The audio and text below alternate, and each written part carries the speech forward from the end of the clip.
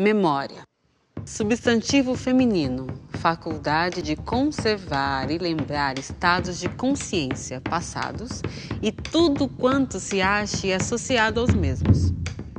O museu cumpre a função, entre outras frentes, de nos conectar à memória com a arte. O Museu Afro-Brasil tem como fundamento contar a história do nosso país com e pela perspectiva dos negros africanos e diaspóricos. Inaugurado em 2004, a partir da coleção particular do diretor e curador Emanuel Araújo, o Museu Afro-Brasil fica localizado no Parque Ibirapuera, importante ponto da cidade de São Paulo. O museu conserva pinturas, esculturas, gravuras, fotografias, documentos e arte africana. Em seus 11 mil metros quadrados, o museu é dividido em exposições temporárias, exposições de longa duração, o auditório e a biblioteca especializada chamada Carolina Maria de Jesus. E a nossa jornada começa no acervo de longa duração. Este, dividido em 6 núcleos: África, Diversidade e Permanência, a Mão Afro-Brasileira, Trabalho e Escravidão, História e Memória, Religiosidades e o Sagrado e Profano, Festas.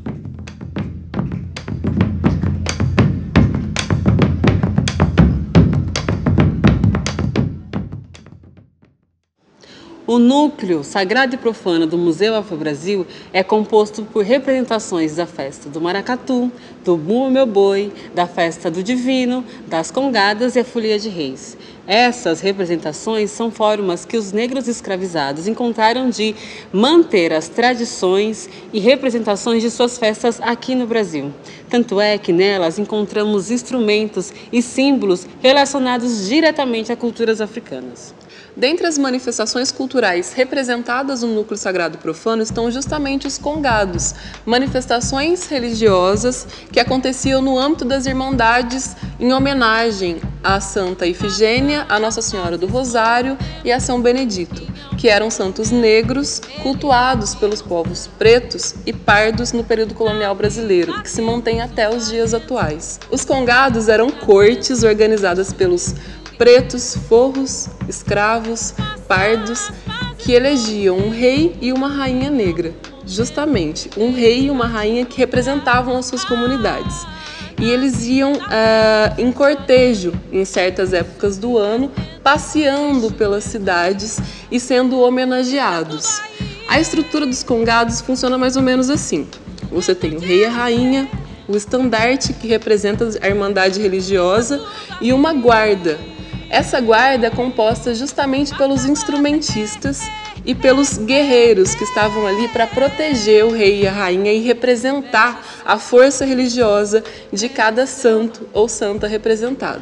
As guardas variam de acordo com cada característica. Então, por exemplo, nós temos as guardas de Congo, que eram um pouco mais alegres, um pouco com toques e pontos um pouco mais alegres, que traziam felicidade para o público. Nós temos as guardas de Catupé, as guardas de Moçambique, que eram verdadeiros exércitos.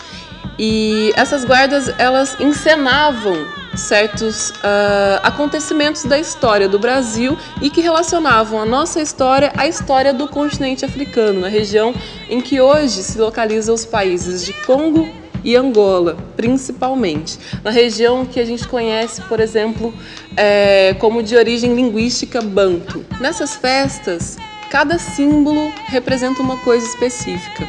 Por exemplo, as fitas são bastante usadas para adornar as roupas utilizadas nas cortes. Então, por exemplo, cada fita representa um santo diferente. Os espelhos que são colocados nos capes dos capitães representam Pai, Filho e Espírito Santo e servem também como uma forma de espelhar as energias ruins, de mandar para longe as energias ruins que podem ser refletidas nos seus capes. O uso das espadas ou de bastões, de cajados, também são muito comuns, justamente porque as guardas estão ali para proteger a santa e os congadeiros e representar também, de certa forma, essas cortes que existiam no continente africano e que conta um pouco dessa história, conta um pouco da história do continente africano aqui no Brasil. Muito diferente do que se pensa, nem sempre as relações entre Europa e África se deu em termos de dominação. No passado, o continente europeu precisou compreender os códigos e a cultura dos povos africanos para fazer relações diplomáticas e respeitar e reconhecer as suas lideranças. Nesse sentido, a história dos Congados conta um pouco dessas cortes, um pouco dessas relações diplomáticas entre os dois continentes. Inclusive, essa religiosidade católica é trazida do próprio continente africano para o Brasil. Muitas das pessoas que foram trazidas escravizadas do continente africano, elas já eram católicas, já haviam sido convertidas ao catolicismo por questões puramente políticas e culturais, e não necessariamente por imposição.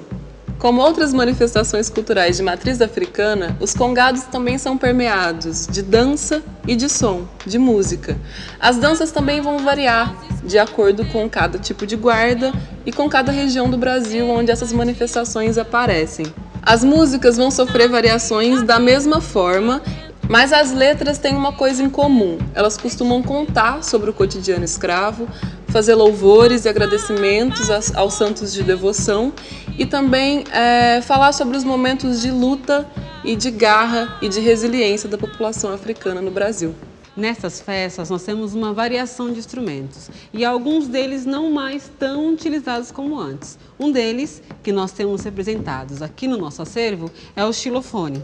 Esse feito de madeira, cabaça e couro, representados também em algumas ilustrações e gravuras. Nós também temos as caixas, a caixa grave e a caixa aguda.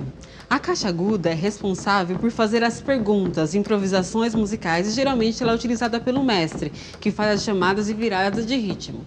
A caixa grande é a base, que faz a resposta. Nós também temos o reco-reco, ou, no caso das representações aqui do museu, a casaca, que é um instrumento do Espírito Santo que está bastante relacionado ao encontro dos povos negros com os povos indígenas. Essa representação desse instrumento é um instrumento com uma cabeça e um pescoço. Diz a lenda, conta essa história, que segura o instrumento pelo pescoço e toca ele com a graveta raspando nas costelas dele, como se esse instrumento fosse a representação do senhor de escravo. Patangome, ou folha, também é um instrumento bastante utilizado nas guardas de congado. Esse instrumento ele tem o movimento e o som da bateia, que é a ferramenta utilizada no garimpo para encontrar as pepitas de ouro. Aqui no acervo do nosso museu nós não temos esse instrumento presente, mas eu trouxe para mostrar para vocês um bem parecido, que é um instrumento, até onde encontrei minhas pesquisas, de origem moçambicana, chamado chiquitsky, que ele faz o mesmo movimento e o som. Isso eu queria mostrar para vocês.